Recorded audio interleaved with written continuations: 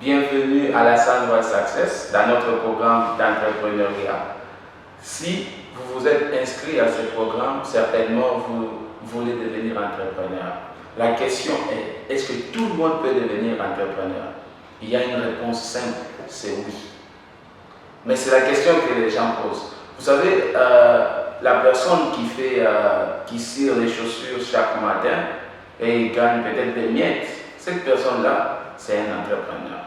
La maman qui sort chaque matin et qui vend de pain, elle est entrepreneur. Bill Gates, qui gagne des milliards, est aussi entrepreneur. La question devrait être, quel genre d'entrepreneur vous voulez devenir? Alors, quand on veut parler d'entrepreneur, beaucoup de gens se concentrent sur les produits, sur les services. Je rencontre des gens qui disent que moi j'ai une idée de génie. Une fois que cette idée-là est mise en action, c'est fini, je deviens riche. C'est fini, je deviens multimilliardaire, multimillionnaire. Je crois des gens qui disent ça, mais ils n'ont jamais réalisé quelque chose. Ils ne sont jamais arrivés au niveau de concrétiser leur matière grise, de concrétiser ce qu'ils ont vraiment dans la tête. Alors, dans ces programmes, on n'est pas là simplement pour bourrer des théories, on n'est pas là pour vous dire des choses sans pratique. Non, nous voulons en fait vous donner des secrets des entrepreneurs à succès. Alors, qui je suis? Je suis simplement Jacques Amboy, le créateur de Sunrise Multiservice Facilitation, qui est une entreprise évoluant dans la réhabilitation des bâtiments et aussi dans la l'assainissement. Et je suis le cofondateur de Sunrise Group Opportunity, qui est une entreprise ou une plateforme éducationnelle basée sur le développement personnel, l'entrepreneuriat et l'éducation financière. Et nous sommes aujourd'hui ici dans le programme Sunrise Academy dont vous avez souscrit. Alors aujourd'hui, je veux parler des 3 piliers de l'entrepreneuriat. En fait, de la fondation même de l'entrepreneuriat. Avant de penser produit, avant de penser service, avant de penser financement, avant de penser business plan. Parce qu'aujourd'hui, quand vous entrez dans une école formelle, on nous bourre des choses qui ne sont pas importantes. Pour réussir, il faut faire un business plan. Pour faire ceci, pour faire cela, il faut avoir les financements. Et pourtant, avec ces choses-là, avec un grand financement, avec des business plans, les gens font faillite. Parce qu'il y a des choses qu'ils n'apprennent pas. Mais il y a des gens qui commencent de zéro et qui arrivent à atteindre un certain niveau.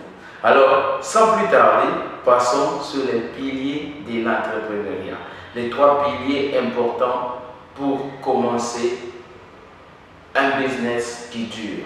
Moi, j'ai toujours dit qu'on peut tous avoir des projets. On peut tous chercher un moyen d'avoir de l'argent. Mais si nous voulons être des multimilliardaires, c'est dans des générations. Nous devons apprendre comment est-ce que les gens à succès ont eu à établir leur business. Le problème, ce n'est pas quel produit tu vends. Le problème, ce n'est pas quel service tu rends. Mais le plus grand problème, c'est est-ce que tu connais les piliers qu'il faut pour l'entrepreneuriat? Est-ce que tu es la personne qu'il faut pour l'entrepreneuriat? Alors, pour ceux-là qui ont suivi nos programmes de développement personnel, ont suivi l'importance de se créer une personne importante et aussi l'importance d'avoir des objectifs et de les poursuivre. Donc voilà, aujourd'hui on va parler des piliers de l'entrepreneuriat. Sans plus tarder, passons aux piliers de l'entrepreneuriat. Voilà, on parlait tout à l'heure des piliers de l'entrepreneuriat. Je disais que pour réussir dans l'entrepreneuriat, ce n'est pas forcément une question du produit. Ce n'est pas forcément une question du service. Ce n'est pas forcément une question d'être dans un bon endroit au bon moment. Non, mais il y a des choses qui commencent avant même que les business ne puissent avoir lieu. Il y a des choses qui commencent avant même que votre entreprise soit visible. En fait, j'ai beaucoup aimé un conseil que Samuel Eto'o avait donné. Samuel Eto'o, les joueurs, il venait d'arrêter avec sa carrière. Alors j'ai participé dans une rencontre des hommes d'affaires où il a été invité à la question de savoir comment il a fait pour atteindre les hauts sommets, comment il a fait pour atteindre les succès.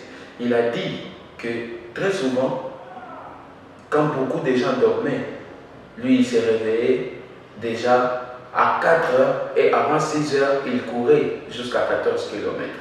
Donc, il dit que l'entraînement le plus important, c'est l'entraînement que nous faisons souvent avant que les autres nous voient. Voilà l'entraînement le plus important. Ici, aujourd'hui, je suis en train d'essayer de vous montrer qu'il y a des choses parfois importantes qu'on ne nous enseigne pas à l'école. Quand vous partez dans l'école, on vous enseigne comment gérer votre business, on vous enseigne comment rédiger votre business plan, on enseigne ces choses-là, mais il y a des choses importantes qu'on ne nous dit pas. Alors, la première chose, le premier pilier et même le plus important, c'est la mission. La mission. Quelle est votre mission? En fait, pour que vous puissiez réussir, vous devez savoir votre mission. La mission doit être spirituelle et aussi physique. Mais à part la mission, il y a aussi l'équipe. Avec qui? Ça, c'est une très bonne question.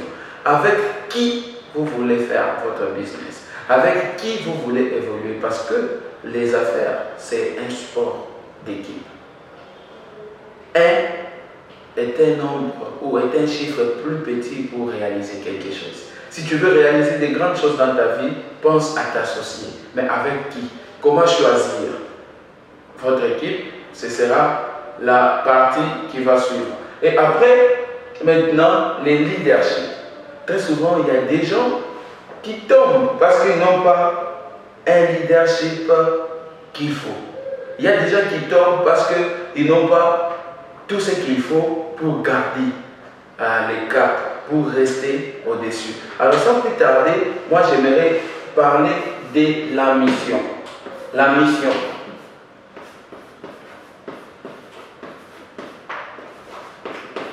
C'est quoi la mission d'une entreprise?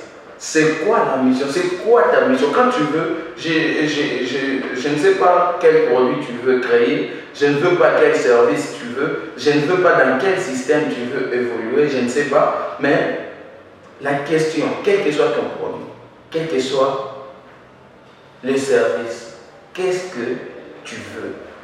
Qu'est-ce que tu veux apporter? Alors la mission, c'est ce qu'on appelle simplement la raison d'être. La mission, c'est ça, la raison d'être.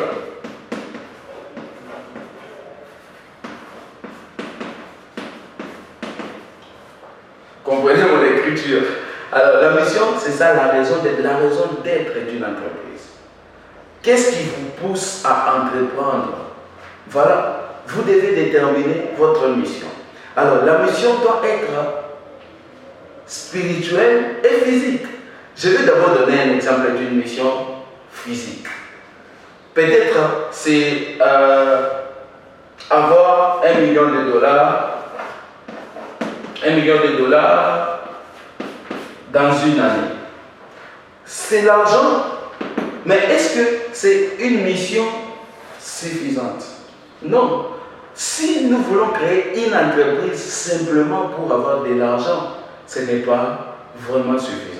Alors la partie la plus importante d'une mission, de votre vision, de votre raison d'être, ne devrait pas avoir $1 million, ne devrait pas avoir $1 milliard. Non. La partie la plus importante, c'est la partie peut-être qu'on ne peut pas toucher, mais qu'on peut ressentir. C'est cette partie-là qui peut nous garder debout, même quand les choses deviennent difficiles. Alors, c'est ce que je parle dans le développement personnel, c'est ce que j'appelle le pourquoi. Les pourquoi. Les pourquoi. Voilà. Quel est votre pourquoi? Quelle est la raison d'être? Alors, je vais donner un exemple ici. Moi, personnellement, avec mon équipe, nous avions déjà une entreprise, ça fait quelques années. Oui, ce n'est pas encore peut-être une entreprise multinationale, ce n'est pas une entreprise qui a des multimilliards, non, mais c'est une entreprise qui nous permettait au moins chaque jour à avoir quelque chose à la maison. Chaque jour, on pouvait même avoir des projets parce que on gagne de l'argent chaque mois avec les services que nous rendons et nous avons des clients, nous avons des contrats de 3 ans, de 1 année et nous gagnons. Alors, je pouvais facilement dire, ok, j'ai simplement mon entreprise. Mais pourquoi, malgré ce que j'ai gagné, les coachs Céleste et moi avions pensé créer Sunrise Group Opportunity? Parce que nous avions compris une chose. Nous avions compris que la chose la plus intelligente que l'homme peut faire est de créer une entreprise. Alors, au lieu de nous contenter simplement de l'entreprise que nous avions créée et de donner à 10, à 20 personnes, même à 100 personnes ou 500 personnes des emplois, on peut faire en sorte que un grand nombre de personnes puissent devenir entrepreneurs. Et notre mission a toujours été que 1 million de personnes, voulais-je dire, puissent devenir entrepreneurs à succès, créés, formés par Sunrise Group Opportunity, par la Sunrise Academy. Alors, notre mission est de lutter contre la pauvreté par l'entrepreneuriat. En fait, nous voulons rendre ce monde meilleur, nous voulons rendre ce monde bon. Et cela n'a rien à voir avec, nous voulons rendre ce monde bon et cela n'a rien à voir avec l'argent. Cela n'a rien à voir avec des véhicules. Cela n'a rien à voir avec les luxes. La mission doit être ce que vous voulez apporter.